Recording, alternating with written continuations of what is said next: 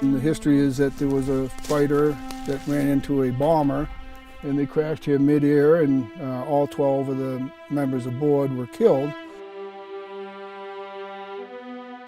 Well, I ended up purchasing this land in 2005.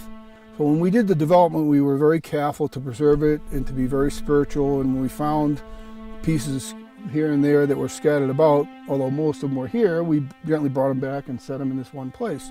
But you can see the scratch marks on the rock. That was where the airplanes had hit, part of it.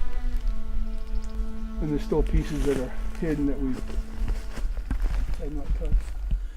And more recently here, there was a group of gentlemen that do nothing in their spare time other than chase down the old crash sites, and they memorialize the sites and they pay tribute to the men. And we had them come up, and they have since documented all the pieces and parts, and we found out the names, and we built a plaque.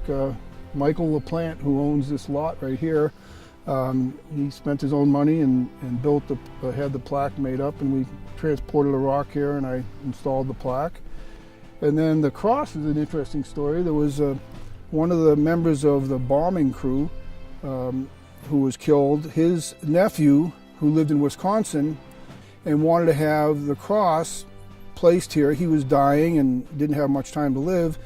And it was in the old church in Wisconsin since the time that the crash, which was in 1944. And so he sent us the cross, the crucifix, with the name of the member and the date of which the crash was.